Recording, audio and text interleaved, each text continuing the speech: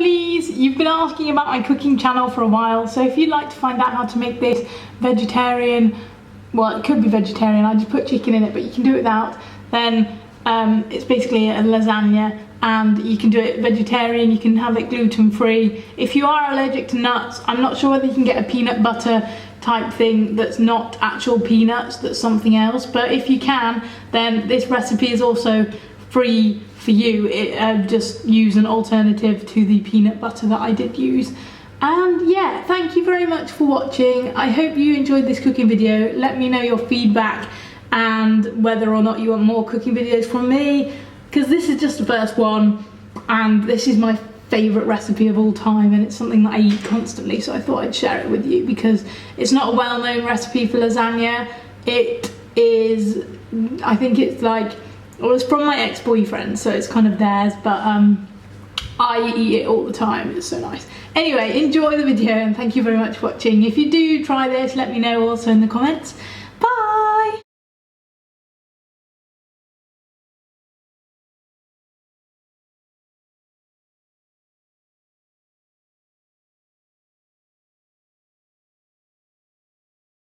So first, into the saucepan you want 4 to 5 ml of milk, or if you're working in fluid ounces, that is 15 fluid ounces, and you just basically pour it in the pan without it being on or anything.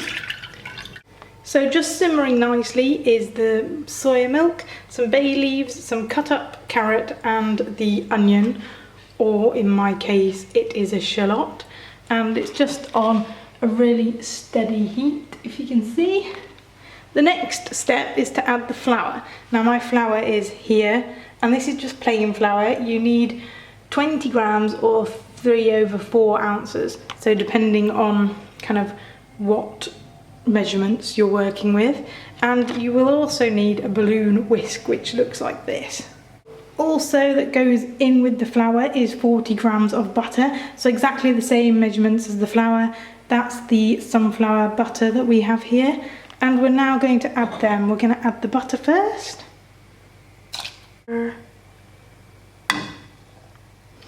Take your balloon whisk and whisk. You do not want it to go clumpy or to stick together. Otherwise you'll have a lumpy white sauce.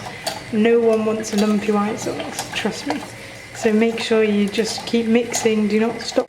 The flour should be hardening and reacting with the milk, creating a kind of thicker, creamier sauce for your lasagna. You also want to add a bit of pepper in there, so we're just gonna grind some pepper.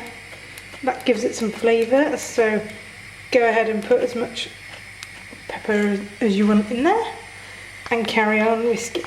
Now you should be able to see the consistency of your milk has got much thicker, if you can see by mine, which is a good thing. It means your sauce is coming along fine. Just keep whisking and it should get just a little bit thicker. Now you want to turn your gas mark down a little bit so that it doesn't like overflow or overcook, I guess. And keep on mixing.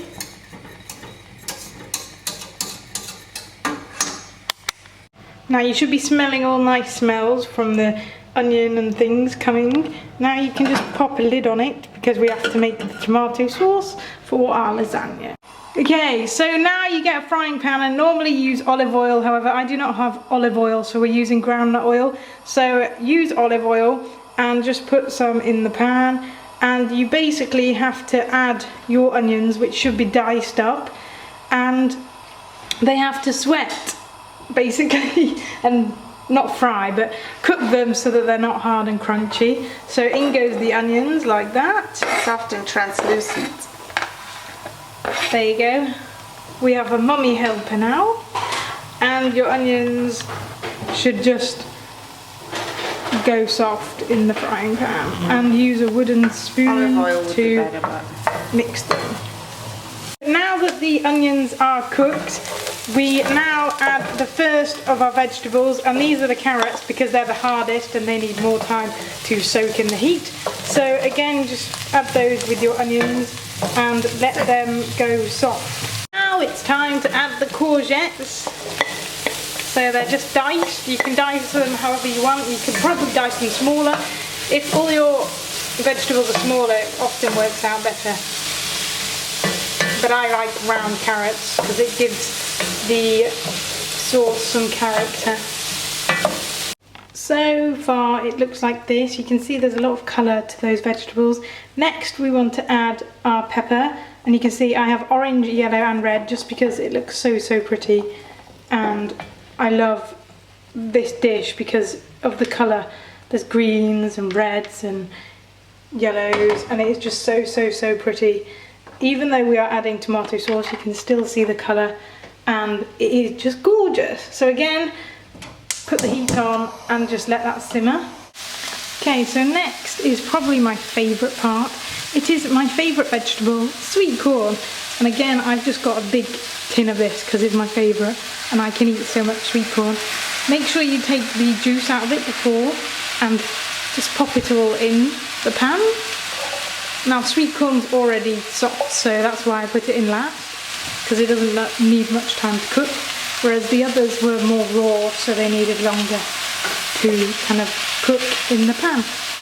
Vegetarians, watch out. In goes the chicken, for those of you who don't mind a little bit of meat. If you hate meat, then just leave it out. It's simple.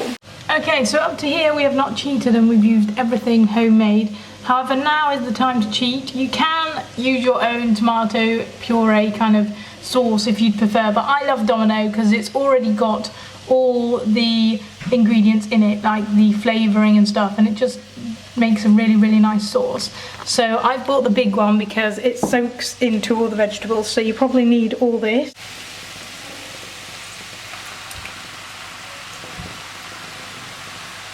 Make sure you get all the sauce.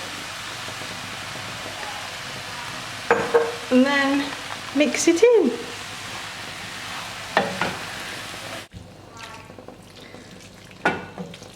Okay, so the next part is probably going to be weird to you, but this is what is special about this lasagna. It contains peanut butter, guys. Now you might be like, what, why? But this gives it a nutty kind of taste, but it also turns the sauce to a rich orangey colour, and it makes it thicker because you can see it's a little bit runny now. So I will just show you. You need a blob of peanut butter, and a dollop about the size of that goes into your sauce.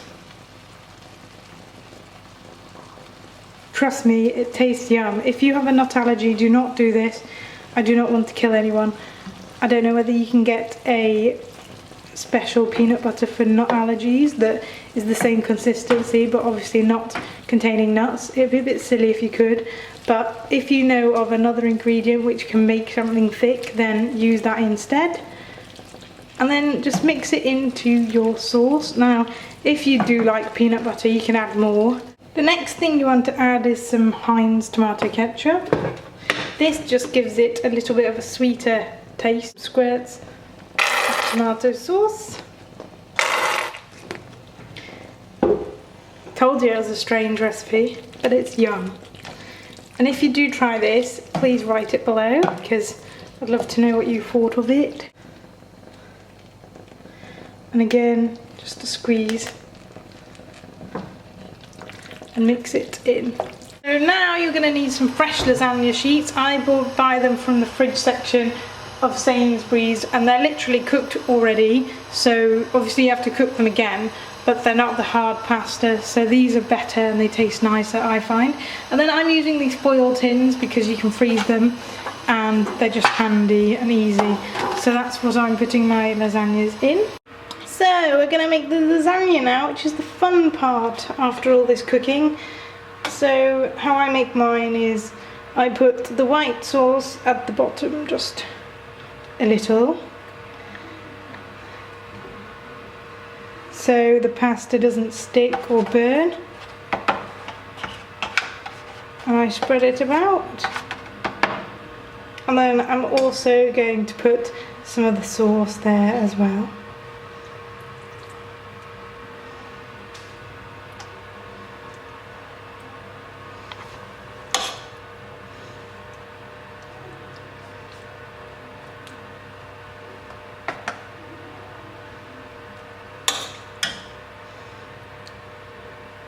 And then some of the pasta sheets, just stack them on top.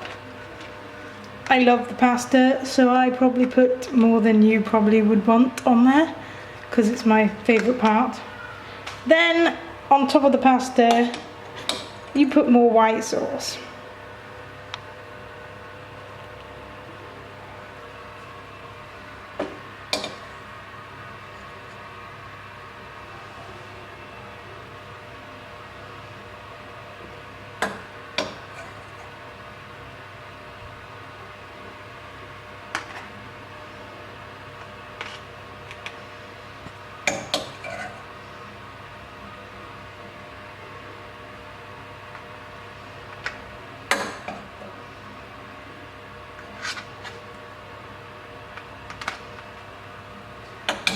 And then more of your sauce.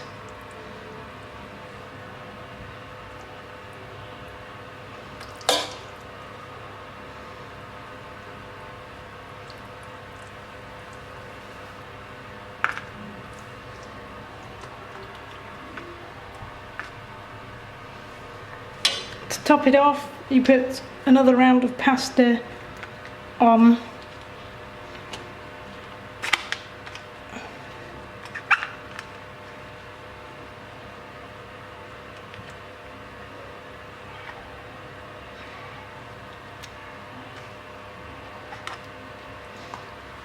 And you complete it with a last final layer of white cream, or your white sauce, should I say.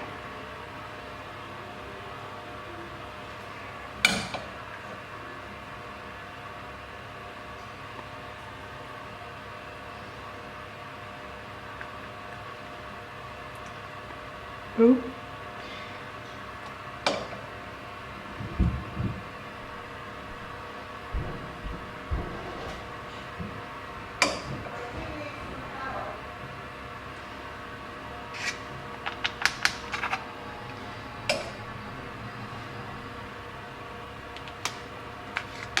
Is your lasagna.